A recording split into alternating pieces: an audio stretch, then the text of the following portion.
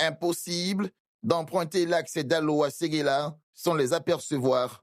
De très jeunes enfants, armés de pelles de fortune, s'emploient à reboucher les nombreux nids de poules qui défigurent cette route en dégradation avancée. Ce sont les reboucheurs de trous.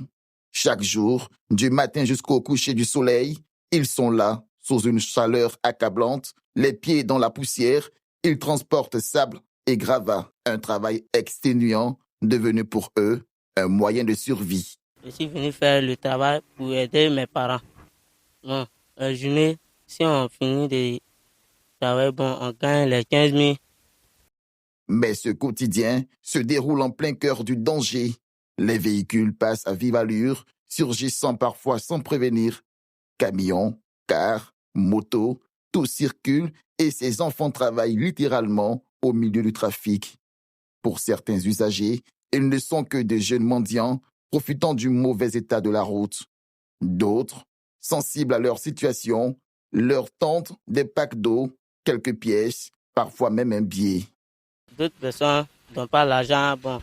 D'autres personnes nous chutent, bon. Moi, je ne comprends pas. Non, facile. Nous voyons mendiants. Souvent, quand on les parle, nous disent au retour. Souvent, les gens qui ne donnent même pas, les gens qui donnent, les gens qui nous donnent l'eau à boire. Un phénomène qui divise. Pour une partie des automobilistes, ces enfants font preuve de courage. Ils améliorent, à leur manière, la praticabilité de certains tronçons devenus dangereux. Je peux dire que c'est eux qui sont en train de nous sauver. Chaque fois on vient, on tombe dans des trous, mais quand on vient et puis c'est un peu bouché là, ça nous arrange. Mais les gens viennent et puis chaque fois, bon, c'est les 200, c'est les 300. Bon. Les gens, quand ils viennent une fois, deux fois, les gens ont tendance à dire que c'est de l'escroquerie. Mais en réalité, ils arrangent la route. Bon, parfois, c'est les enfants qui remplissent ces crevasses-là et puis on essaie de se ramasser là. Ça nous permet de passer. Hein? Quand c'est rempli à le sable, ça nous permet de rentrer dedans pour traverser. Et en reconnaissance, à chaque fois qu'on passe qu'ils sont là, si on a des jetons, on les donne, 100 francs, 200 francs.